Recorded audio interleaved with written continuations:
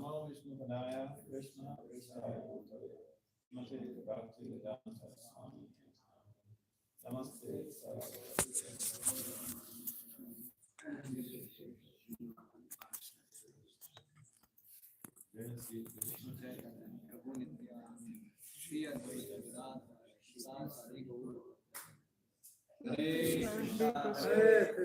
Krishna Krishna Hare Hare Rama, Hare Rama,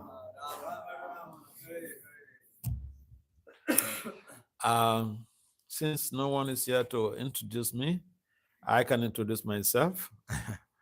It's called ice breaking.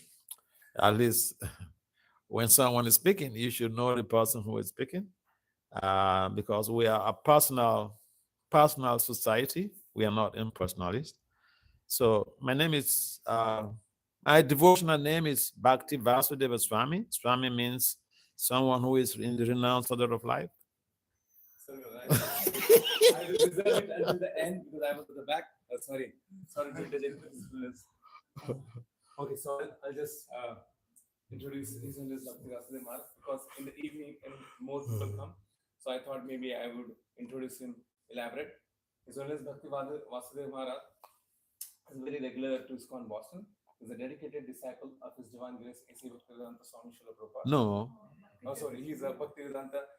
He's a grand disciple of Bhaktivedanta Swami Srila Prabhupada.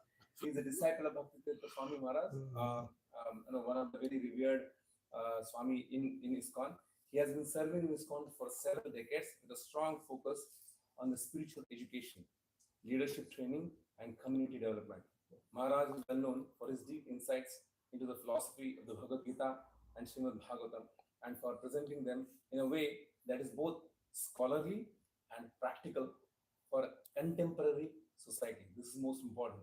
He has earned advanced academic degrees, combining spiritual wisdom with modern scholarship, and often addresses interfaith gatherings, conferences, and educational forums. His Holiness has also contributed significantly in the field of social outreach, youth empowerment, and mentoring future leaders within ISKCON. Through his lectures, writings, and personal guidance, Bhakti Vasudeva Swami inspires devotees and well-wishers worldwide to embrace a life centered on Bhakti Yoga and service to Lord Krishna. Let's warmly welcome His Holiness Bhakti Vasudeva Maharaj to ISKCON Boston.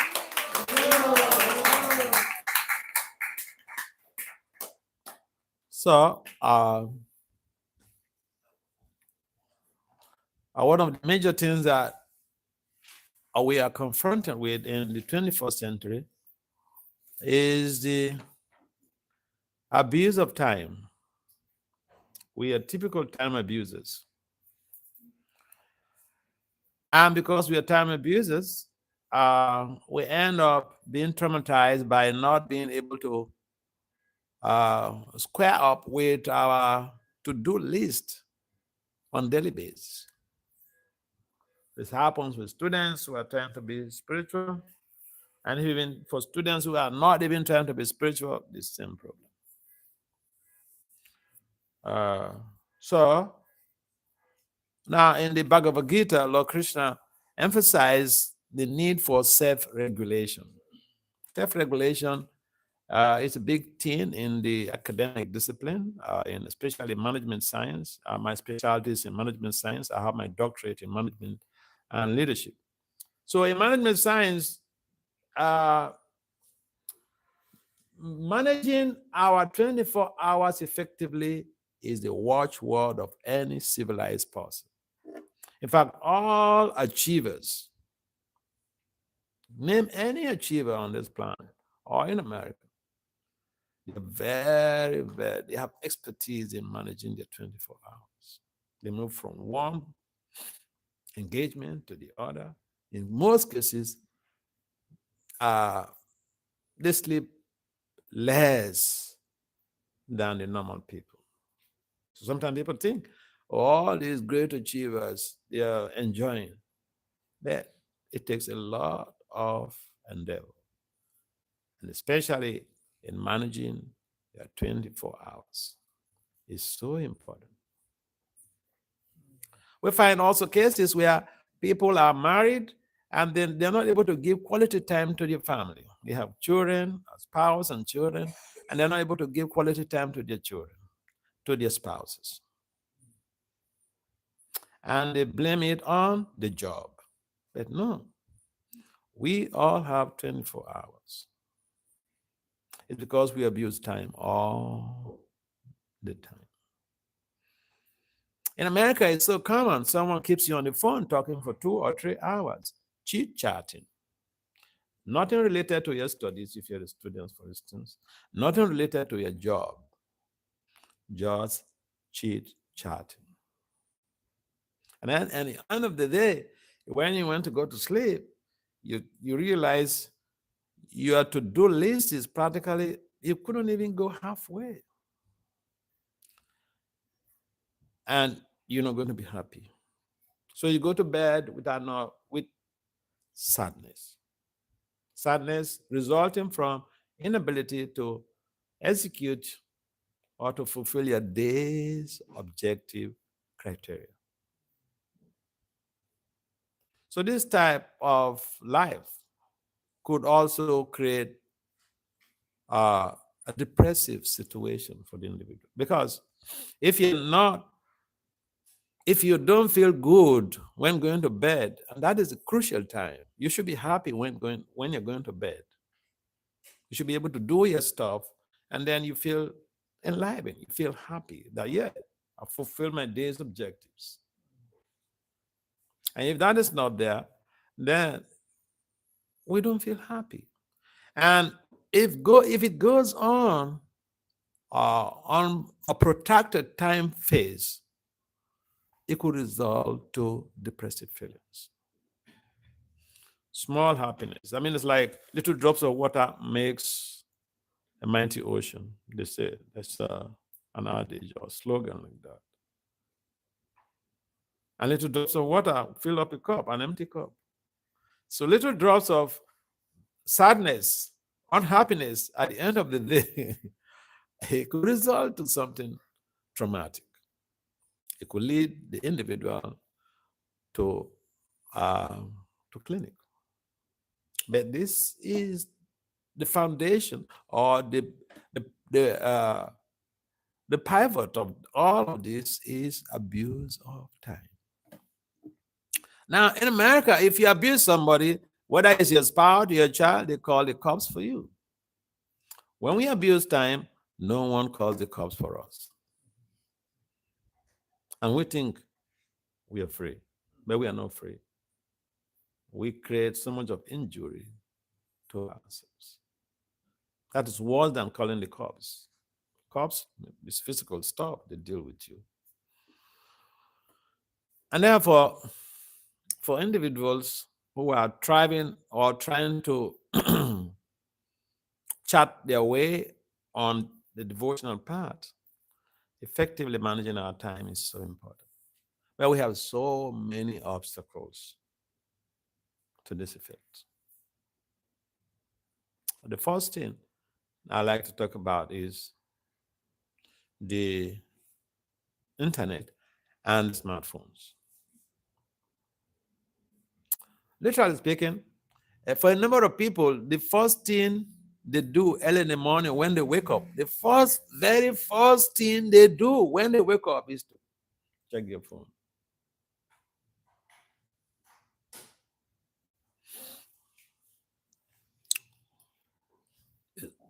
It's not a bad thing. One professor, my friend, he told me that, he went to his office and his colleagues asked him, what happened? We sent the messages at 7 o'clock and he didn't respond. So he said, hey, my job time starts at 8:30. You can't send me messages at 7 o'clock. That is outside of my work hours. They were shocked.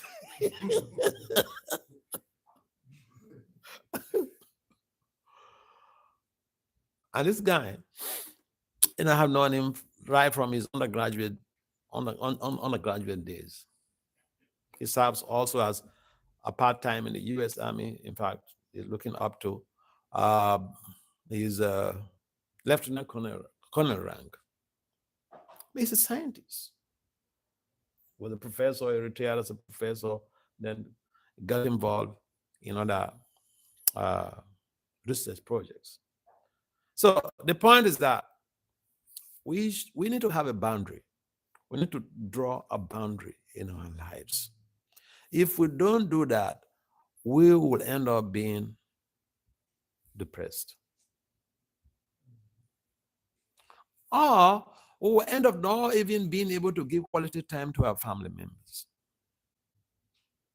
So what is the use of having a family when you can't give quality time to your children? You can't give quality time to your spouse. Why do you need a spouse? And you say you don't have the time? No, you have the time. You are abusing time. So some people say, well, I'm not able to chant 16 rounds. I don't have the time. I love to meet such people. I love meeting such people. I remember some years ago in Michigan. So I was in Michigan, and there was this gentleman at that time who was specializing on his project, MD. He finished his MBBS in India and then got scholarship to America to finalize do his specialty. So he got attracted to me, and he was moving with me to different locations for some programs.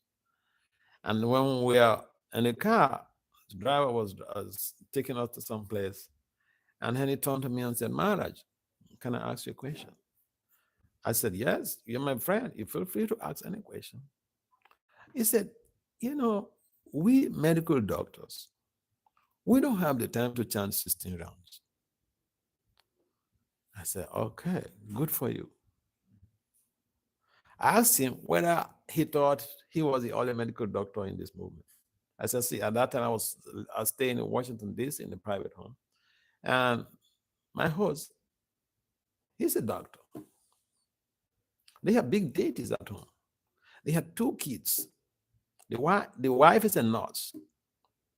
They would drive those 2 kids to school, conduct Mangal Arati every day.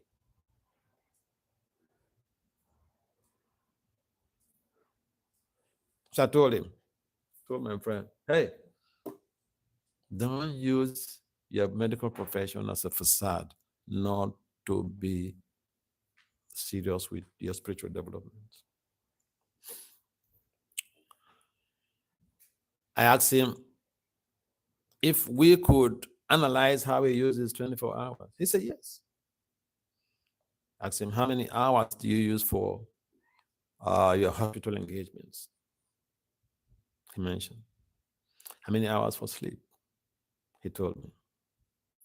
When we are analyzing his time, his 24 hours, it came to a point when he almost broke out into tears. He said, Maharaj, I am sorry, I didn't use my time properly. He confessed. We're very good friends up till today. In fact, one of the major things is that he told me each time I'm back in America, I should use his home as my base. I said, well, I can do that, but who's going to cook for me?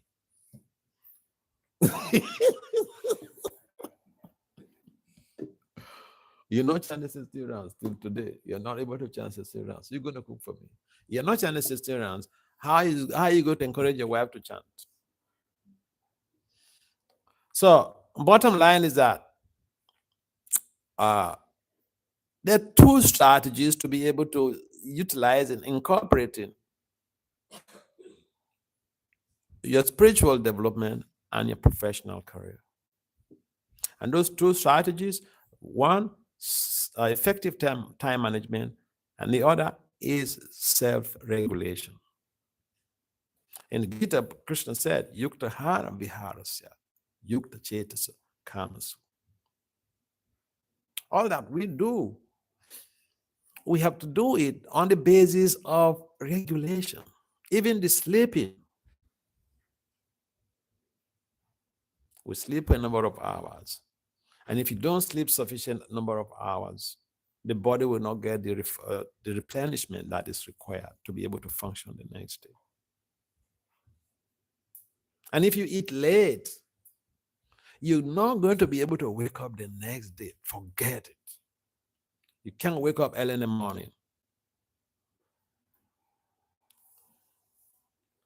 And so we want, or someone may even raise an issue that, what's the use of spirituality? I don't need to incorporate spirituality, in my professional development or in my spiritual life.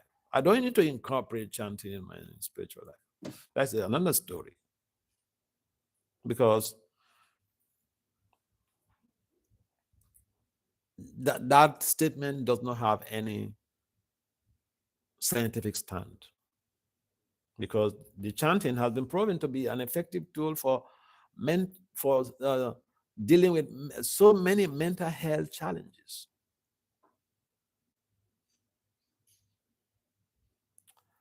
And so we don't have excuses not to be able to manage our time effectively to sustain our spiritual values. All that we need to do is to cut the way we use the internet, to cut the way we are romancing with the smartphones. We are in love with the smartphones. Good for you. I have two phones. One American phone, another phone that I use is my London and Indian phone. It has two SIM cards. So I put my London SIM card there, and then the other one, Indian SIM card. But by the time I check my phone, some days I don't even touch the phone the whole day. And all my friends, they know you can't call me when we don't have an appointment. If you call me in the morning, forget it. I must finish my sadhana before I check my phone. It's called discipline, drawing boundaries. And so as students and young professionals, we need to understand that life is too short to play around with.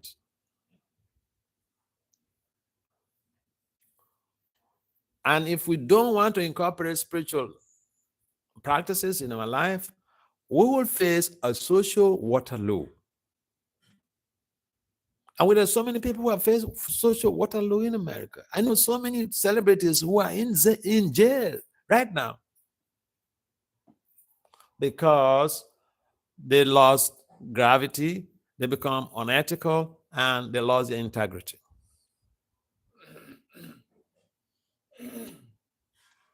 So spiritual values, they help to sustain integrity in our lives. And so we need that. We need that.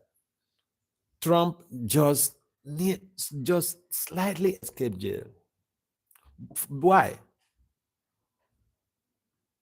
Lack of integrity. I know even chief justices in America who serve jail terms.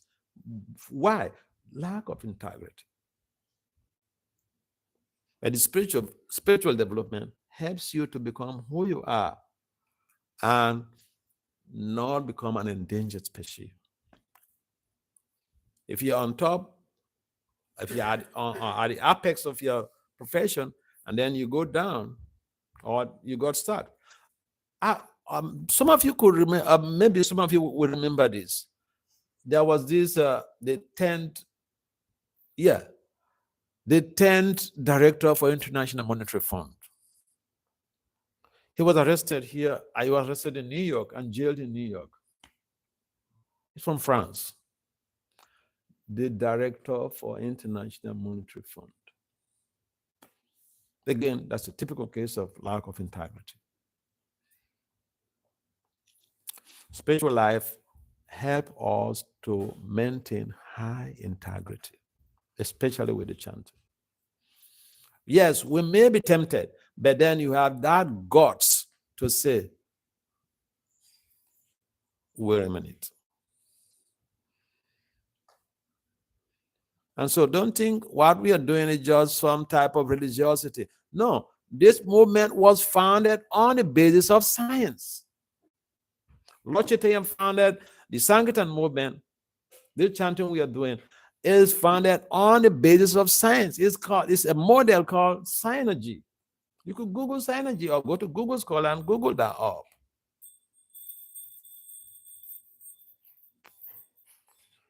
And so sometimes I go to places I'm not very good at talking. Papa would speak for maybe 20 minutes for his class. I don't believe in talking for 20 or 50, for 2 hours.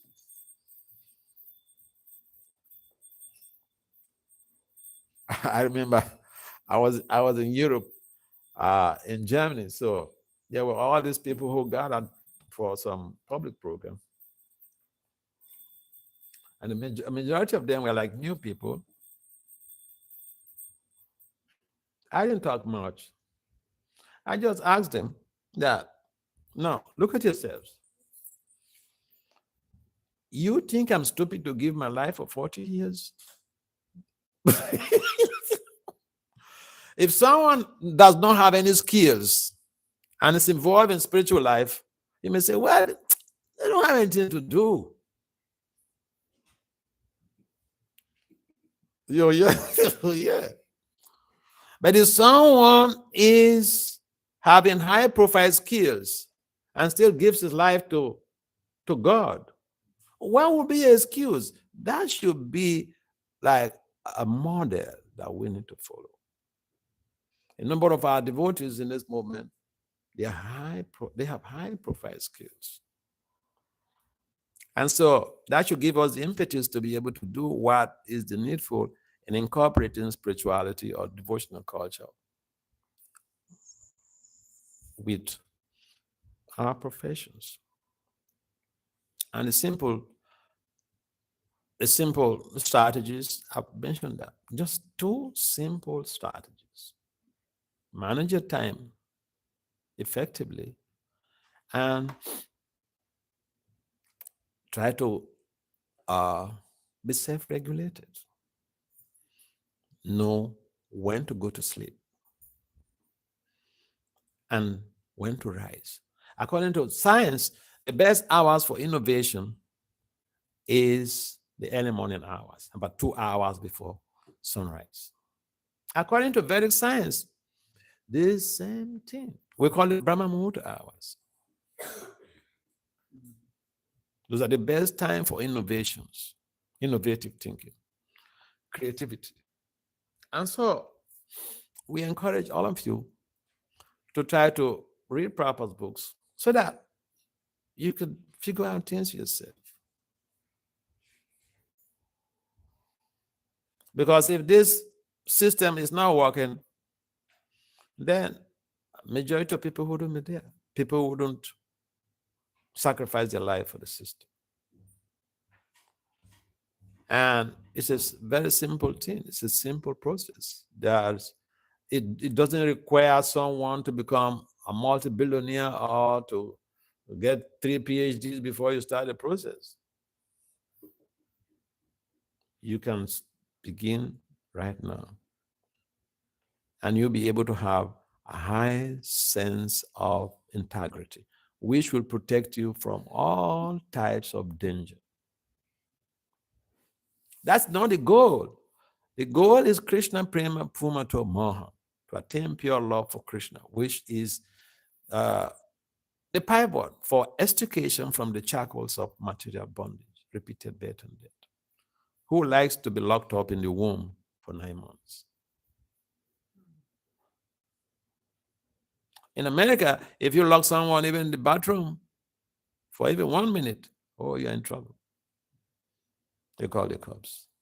We're locked up in a dark area called the womb for 9 months. We didn't call the police. And we enjoy the process, right? So we want people to understand that these teachings, they are authentic, genuine, scientific. And so try to see the difference between humans and the lower species, like the lower species like the cows and all this stuff, is that we can be self-regulated. The buffalo just it's a typical example of an animal without any self-regulation. The baby buffalo eats until the stomach bursts and it dies. We humans, if we don't regulate ourselves, then we can also eat, because the tongue, sarira avidya ja, the tongue can impel us, especially when the food is tasty, to overeat, and then we have, some problems. And that happens if you go to the hospitals and check the data. You'll find that most of the diseases in America are due to food, not undernourishment, overeating. And so we want people to make investigations, read these books, read proper books, so that we can have some solid, comprehensive view about what these practices and these teachings are. Even as students, if we go to bed on time, this is the irony of, sometimes you'll find, and this is very common, except for some people that they got confronted by effective time managers. In our student life, we think that reading until 3 o'clock and then we go to bed and wake up at 11 o'clock, we think that is amazing. I stayed all through the night reading, and then the next day, you're like a vegetable. You can't concentrate when the professor is speaking. When you're reading, you're sleeping, you're dozing. So we have this false impression. I'm an academic, and I'm talking from lived experience. I know a number of my students that have to change their lives from, this type of catastrophic approach to learning to a genuine, authentic one where they're able to function effectively without having to create hazardous situations for themselves. Yeah, so as students, we have this challenge of academic distress.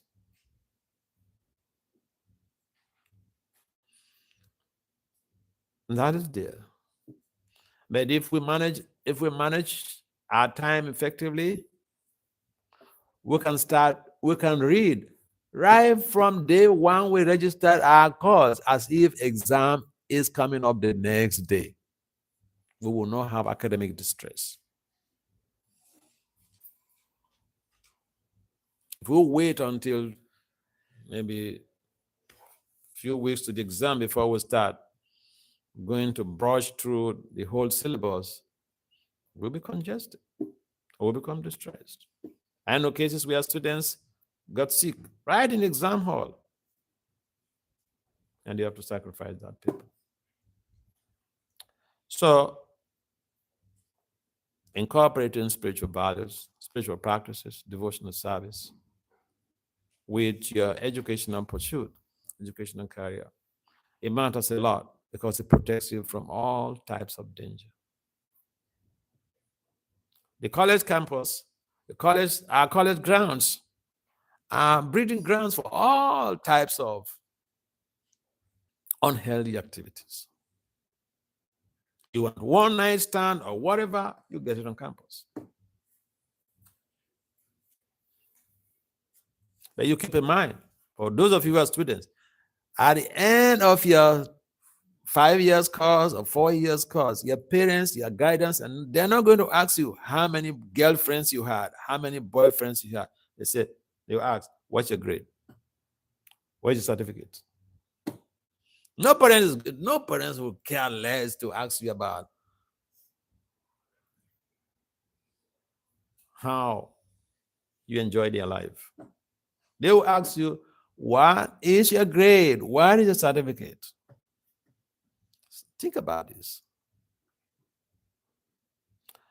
And therefore, for you to be able to stand the challenges of campus life, you need to be self-controlled. And according to the general theory of crime, low self-control is the cause of all crimes and social ills in society. This is a theory that was developed just in 1990 by two criminologists, Bhakti and Hitchie. They conducted several experiments and came up with this conclusion. This very concept is just an offshoot from Rupa Goswami's, assertion that if we are not able to control our senses and our emotions, we'll get into trouble. It's there in the nectar of instruction. Watch wega, manasa wega. Manasa kroda wega, jiva wega, modara pasta wega. Edam wega, yo vistahita diram sarvam apim, pitivim sasasha. The problem is Western scholars, they go to the very literature, they got some stuff, and then they come to say, they develop it, they refine it, and say, this is my theory.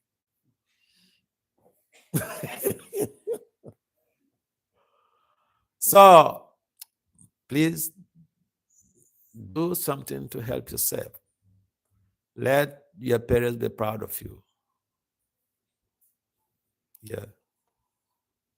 Sometimes we go to the churches, or we go to the mosque, or we go to the temple, and people who don't care about this type of stuff. But I care because I'm an academic. And I know the value of incorporating spirituality with my professional development. I don't play a gong, but I've done some things that no professor on this planet has ever done. For instance, on the 29th of March, I made 5 presentations at a management conference in Oxford one day.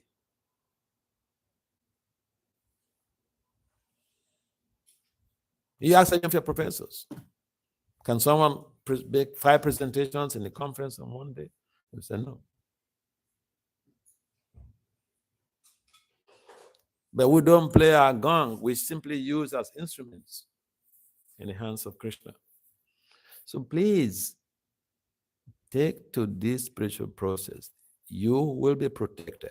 Your mental energies will be refined. Your attention span will be heightened.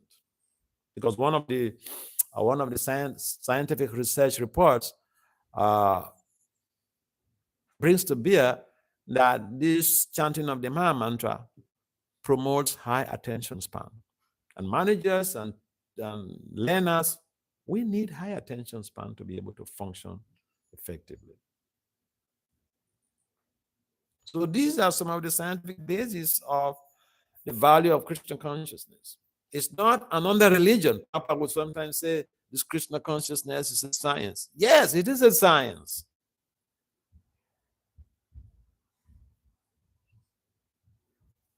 So to see how you can do more, we appreciate the fact that you're finding a time to come to participate in the programs, but you can always do more until you come to that level where you're chanting 16 rounds, maybe. Any comments or questions? Yeah. Well, we know that watching laptop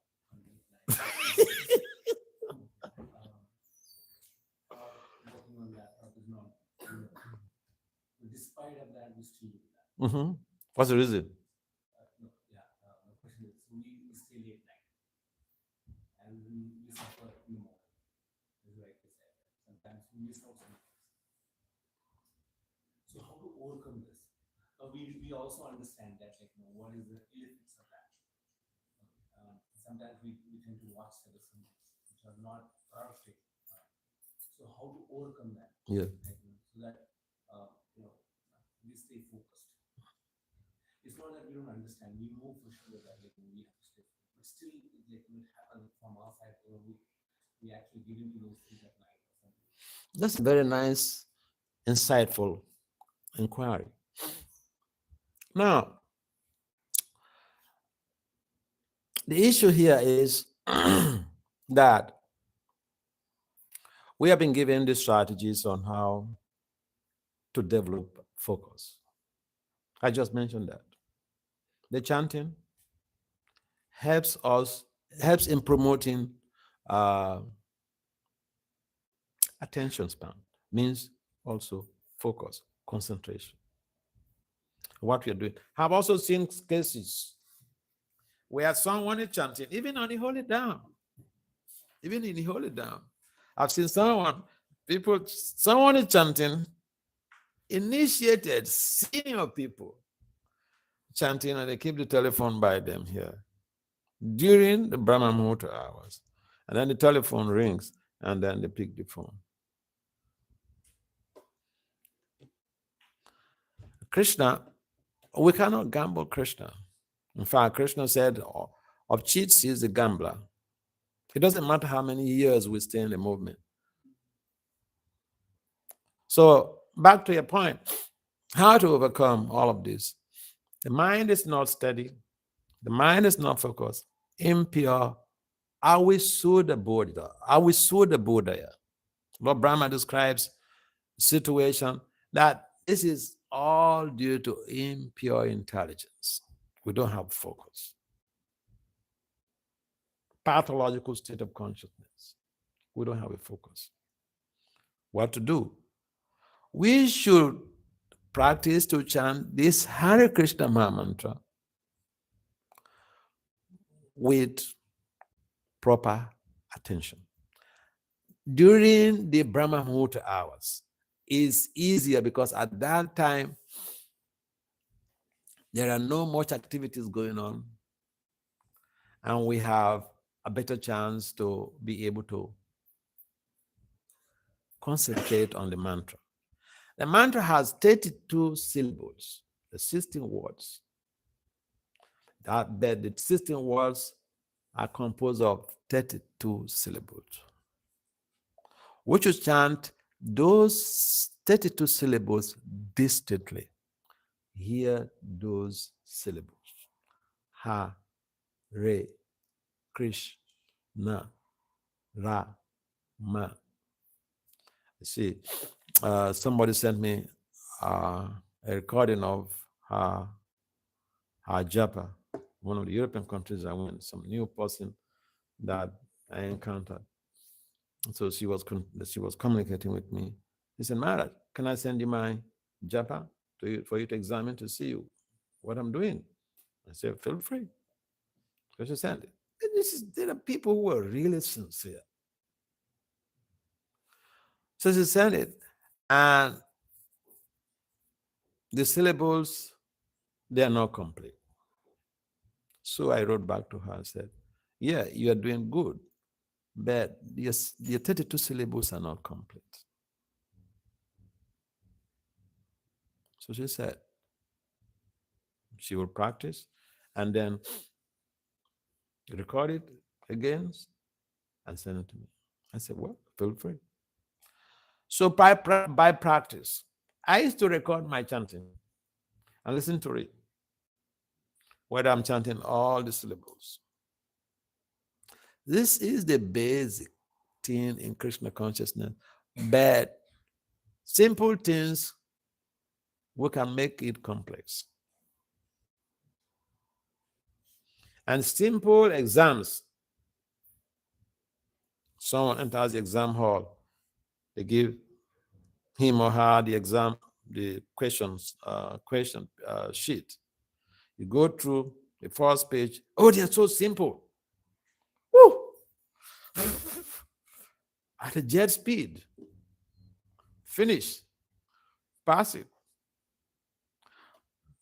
Move out of the hall. Reflect reflection begins. And then you realize, oh, I made a mistake here.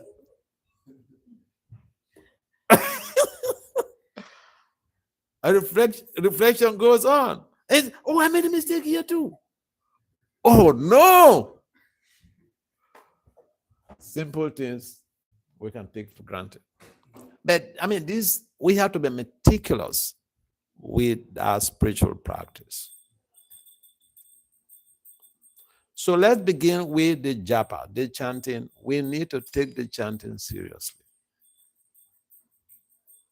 And then all other things will follow. The purification will follow, and we'll be able to have focus. We'll be able to resist the temptations of the mind. We'll be able to have high self-control.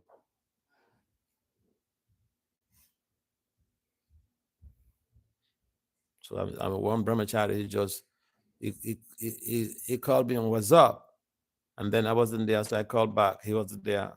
Then he said I should send him a message what time I'm available. So we did speak, because he said, I just want to speak with you, because when you come to our temple, I will not be there. I'll be traveling at that time.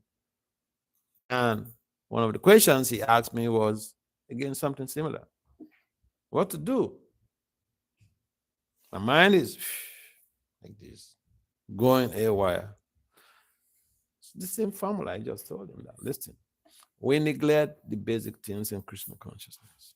And that creates a delay in the purification process. During the japa, that's the time we are going to wash our clothes. Yeah. So we should go back to the beginning. In the beginning, we were highly regulated. But then at some point in time, we overgrow the regulations.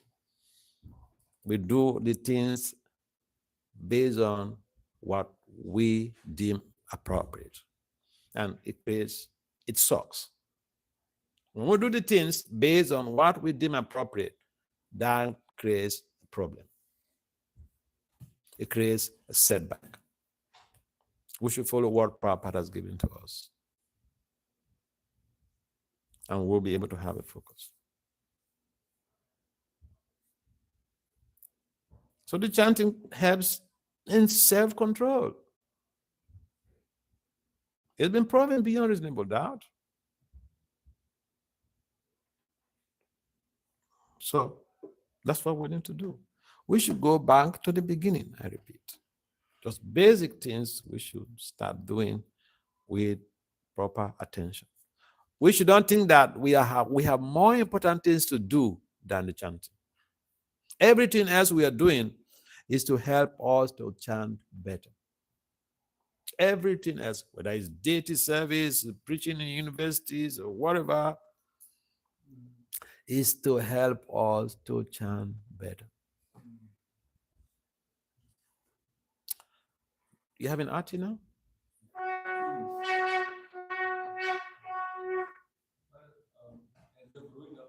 Yeah, we have.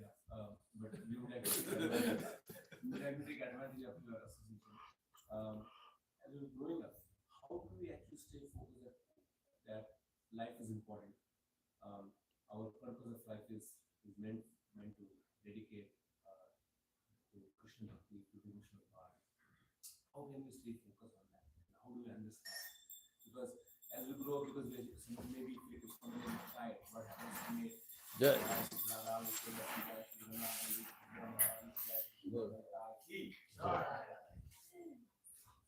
So because someone is a child and he may think that okay, growing, then we have to play. If someone is a young boy, then he thinks that he has to enjoy some other life, and someone is a married person, he might think that okay, I have to enjoy my married life, and so on and so forth. Like, as we grow in different phases of life, but how to stay focused that my life is very precious, it's important. I'm supposed to achieve certain things. By reminding ourselves every day, by setting goals by setting goals. When we set goals and we prosecute those goals, we will remain focused. When we set goals, goal setting is so important. Again, this is a management principle. Goal setting is so important. If we don't set goals, we don't have anything to prosecute, and therefore we are lousy. But don't set goals that will create unnecessary depressive feelings. If you set goals overboard that you cannot attain, you'll be sad afterwards. So set achievable goals. If we don't set goals, we can't be focused on anything. We do little things and then we feel that I've done so much. Also, we should associate with achievers in devotional life. Those who are focused in devotional life. We should associate with them. We should have friends with people we should be friends with people who are focused in their devotional life. Because association is contagious. It might not even be physical association, even just by talking on the phone. I remember when my spiritual master was still on the planet, sometimes he would just call me on the phone. Maybe at some of those periods, I'm having some challenges, okay? But then by the time he finished speaking with me, everything is doused off, Everything just vanishes. So association is important. According to Professor Lewin, a German psychologist, he developed the field theory. The field theory stipulates that the environment impacts on our values, impacts on our behavior.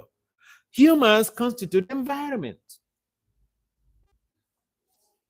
So when we associate with people who have high consciousness, that will help to channel our energies properly to become focused in Krishna consciousness.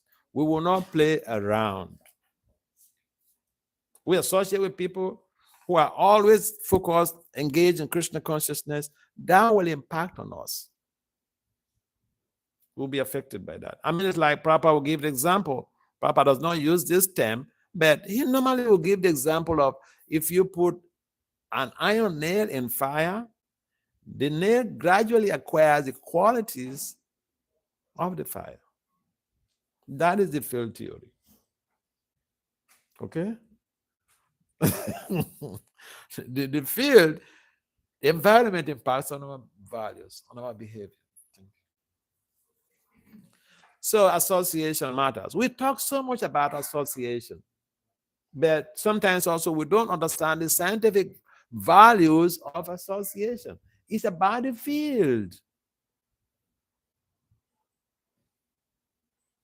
Whom we associate with, we imbibe their consciousness. When people are within a close proximity, there's a lot of subtle interactions that goes on more than the physical interactions. Just like by staying around or by staying around a pure soul, you get affected tremendously in a positive way. By staying around a maniac, you get also affected tremendously in a negative way. So it works in that way. Yeah. All right. Any other comment or questions? Yes. You were saying that we're all abusing our time. Yeah. And we're going to bed at night feeling depressed because we didn't achieve even half of our to-do list. So some people would say, not me. Good for you. A friend of mine. Who will say that? Will tell that person, good for you.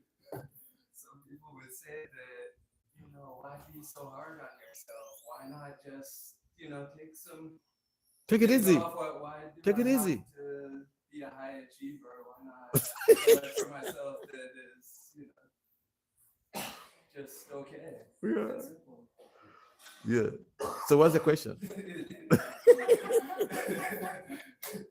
there any place for that in Krishna consciousness? Even, thank you. Even in outside of Krishna consciousness, people strive to be able to see. In America, I've seen families. The kid is 18 years, they tell you to check out. Go work, get some money, not understand how life is difficult. I remember one family, my friend. So the wife told me that, the husband said, he told the first son, "You're grown up. You should move out." She said, "No, he's my son. He's not moving out anywhere." So some parents will even tell your kids that, "Hey, you are 18. You're supposed to move out." And therefore, people prepare ahead of time. So materially speaking, we don't want to suffer. You ask anybody, do you like to suffer? They'll tell you no. So if we don't like to suffer, naturally, we should look for avenues to be able to create a sustainable lifestyle that will create a positive impact on our family members. Okay, forget about yourself. What about your family? What about your parents? Should they be proud of you or not? Of course, every parent wants to be proud of their kids. So everybody may not become the president of the United States, but at least we should have good food, good house, good cars. If you're living good, then you can also get a good spouse. If you don't have good qualification, who is that woman who's going to marry you? We have this concept of a householder in spiritual life. Someone told me, someone was doing a mechanical engineering program, his final year in the university, and he told me, "Maharaj, I think I need to marry. I think I need a wife." I said, "All right, good for you." I said, "Householder, it means you want to be a householder, right?" He said, "Yes." But this boy, he was going to school from the temple. I asked him, "How much money do you have in the bank?" He said, "Nothing." I said, "Householder means holding a house. You have a house?"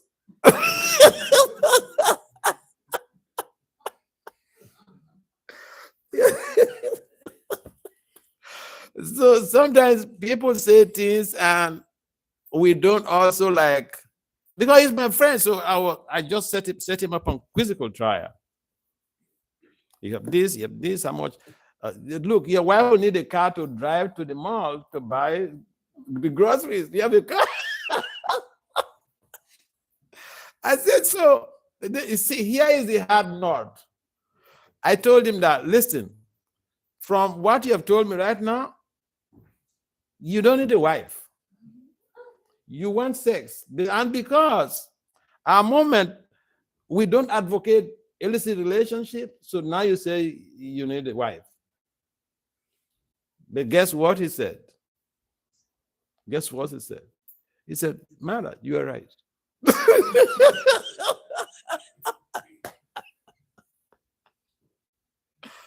So if we want to be progressive, if even we don't want to be high achievers, we need a good home, we need a family, we need a spouse, and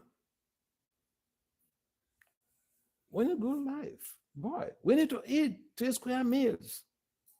The meals you will plug the meals, or you just go to the grocery store and then pick them up. Or Krishna will prepare the halava from Krishna Loka and send it and throw it to you. I don't think so. I never seen any. So basically, yeah, we need to be practical, okay?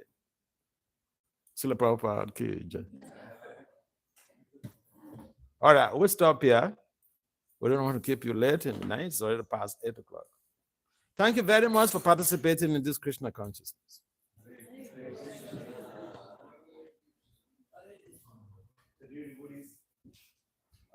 Let's go. Big round of applause.